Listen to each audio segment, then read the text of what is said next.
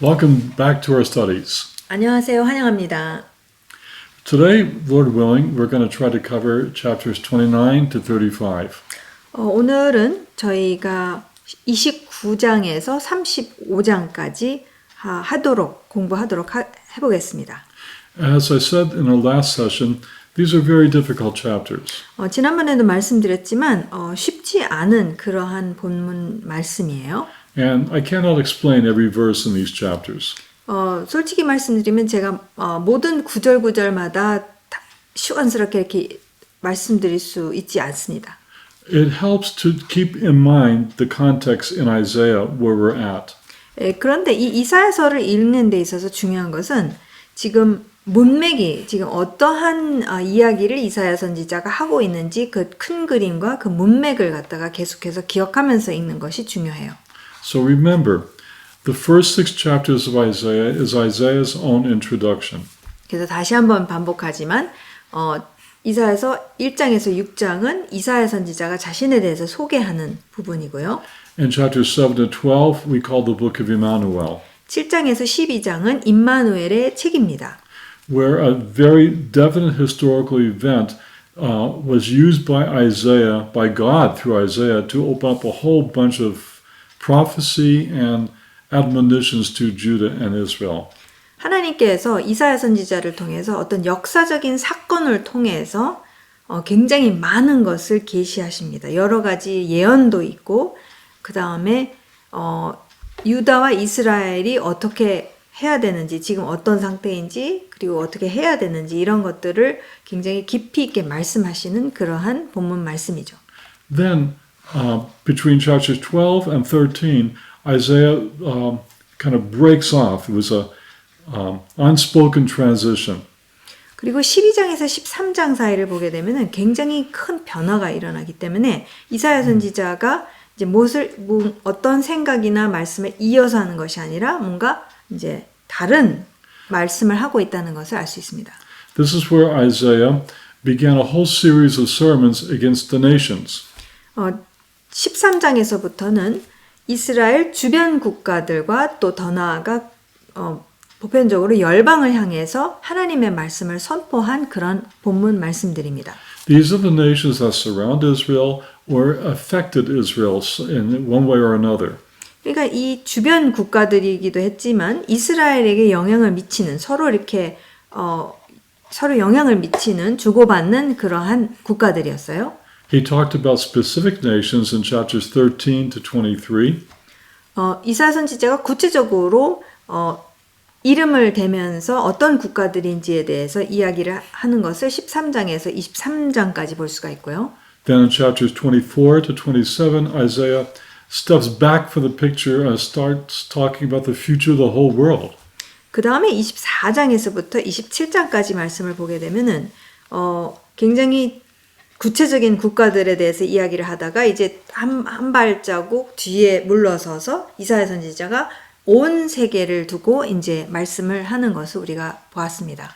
Then, between chapters 27 and 28, there was another unspoken transition. 그 다음에 27장에서부터 28장 말씀을 보게 되면은 또 하나의 어떤 전환이 일어납니다. 주제가 같지가 않다라는 것을 우리가 알 수가 있어요. And beginning with chapter 28, Isaiah reverts back to the themes of the book of Emmanuel. 예. 근데 28장을 저희가 살펴보았지만 28장을 들어가게 되면은 이사야 선지자가 다시금 임마누엘의 책이랑 연결해서 이야기하는 것을 볼 수 있습니다.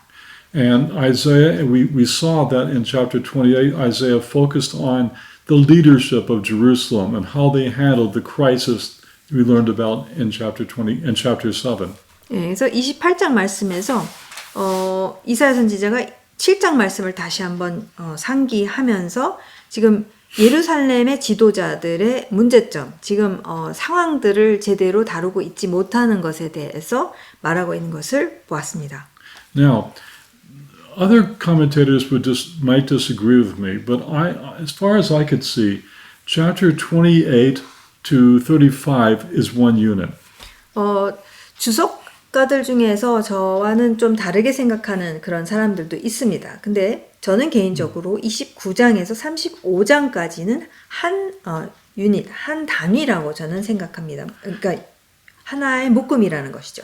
Isaiah is focusing on Jerusalem in this unit. 그러니까 이 묶음 안에서 이사야 선지자가 초점을 맞추고 있는 곳은 바로 예루살렘입니다.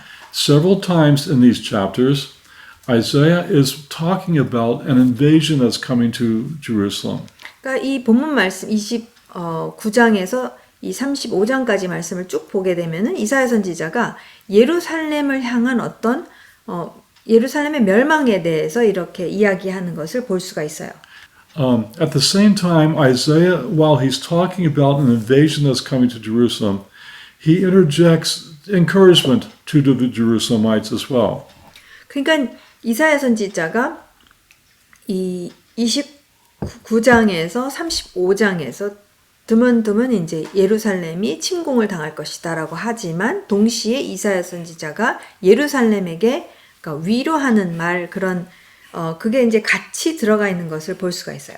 And what makes these chapters even more difficult to interpret is that as a typical prophet, he doesn't see chronology.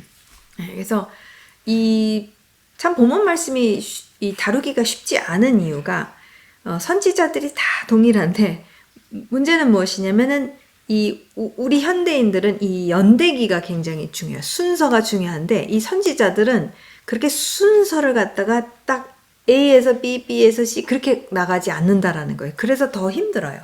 He will be talking about his immediate historical situation on the one hand, and then go away and talk about the distant future. 그러니까 어려운 점이 무엇이냐면 구체적으로 당대에, 그러니까 이사야 선지자 당대에 일어날 일들에 대해서 막 이야기를 하다가 또 어느 순간에는 먼 미래에 있는 훗날에 있을 일들에 대해서 또 이제 같이 이야기를 하다 보니까 이게 굉장히 저희가 읽었을 때는 이제 그러니까 혼돈스럽다는 것이죠. The subject of judgment is very important to these chapters. 그래서 이 본문 단위, 요 묶음 안에서 중요한 어떤 주제는 무엇이냐면 심판에 관한 것입니다. And Isaiah uses a whole host of images to describe God's judgment.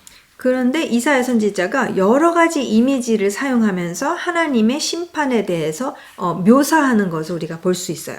Sometimes it's difficult to understand what his images mean. 근데 또 어려움이 무엇이냐면은 어떤 그림을 그리고 있는데 선지자가 근데 그 그림에 대해서 딱 우리 시대 현대인으로서 딱 이해하기가 쉽지 않은 부분도 있습니다. In these chapters, we see how Isaiah is a very clever writer.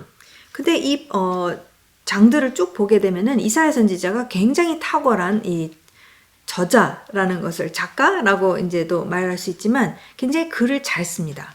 He has a goal. He's heading someplace in his writing. 뭔가 확실한 것은 무엇이냐면은 지금 이사야 선지자가 어디를 향해서 분명히 어떤 방향을 잡고 가고 있다는 것은 알 수 있어요. Up until this point, we have seen periodic hints at a major event that's going to happen to Judah.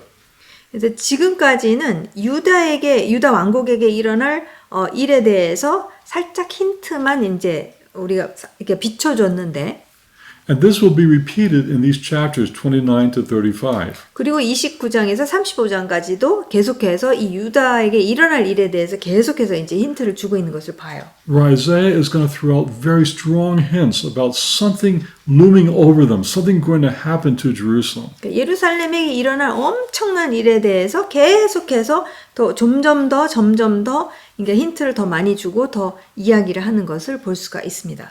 His goal is to lead us to the last section of this part of Isaiah, chapters 36 to 39.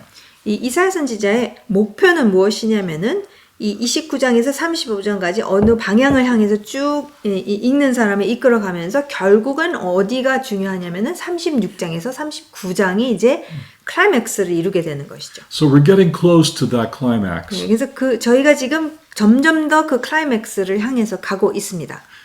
Chapters 36 to 39 represent the whole fruition of all these pronouncements of judgment. 예, 그래서 실제로 36장에서 39장 말씀은 지금 29장에서 35장까지 하는 하나님의 어떤 심판에 대해서 쭉 이야기하는 것에 대한 어떤 클라이맥스의 이루고 있는 것이 절정을 이루는 것이 이제 36장에서 39장인 것이죠. But we'll see that when we get there. 예, 그 부분은 저희가 이제 36장, 9장까지 가면은 자세히 보도록 하고 이제 어떻게 그 방향을 향해서 이끌어가는지를 저희가 살펴보겠습니다. One more thing to give us a context. 예, 한 가지 더 우리에게 이 컨텍스트, 문맥을 이제 이 배경을 말씀드리자면 When we finally reach chapter 39, 우리가 39장에 도달하게 되면 we will see that there is a major transition between chapter 39 and chapter 40 and onward. 예, 39장에서 이제 40장에서부터 또한 끝까지를 보는 데 있어서 굉장히 또 딱 거기서 전환이 또 일어나는 것을 우리가 볼 것입니다. It is as if when we get to chapter 40, we're kind of discussing a whole different book. 예, 어떤 느낌이냐면은 40장에 도달하게 되면은 완전히 다른 이야기를 하는 다른 책을 우리가 보는 것처럼 그만큼 뭔가 주제가 바뀔 거예요. And that has led many scholars to suggest just that there's at least 2 or 3 different books of Isaiah. 예. 그래서 이제 학자들이 많이 이야기하는 것은 무엇이냐면은 이사야 선지자가 홀로 다 쓴 것이 아니라 지금 두 편으로 쓰여졌다. 다른 사람이 썼다. 뭐 제자들이 썼다. 이런 이제 이야기들이 있습니다. But we'll discuss that problem when we get there. 근데 이 부분에 대해서는 저희가 이제 39장, 40장 거기에 가면은 이제 또 구체적으로 말씀드리겠습니다. For now, I just want you to remember the context I just described. 지금 큰 그림을 지금 그려드린 것, 그 부분을 계속 여기가 염두에 두면서 함께 말씀을 살펴보겠습니다. And to remember that we are heading, Isaiah is leading us to a definite goal, and that goal is very close. 네, 그래서 분명한 것은 지금 29장에서부터 이사야 선지자가 절정을 향해서 우리를 이끌어가고 인도하고 있다. 그렇게 생각하시면서 이제 우리가 말씀을 보겠습니다.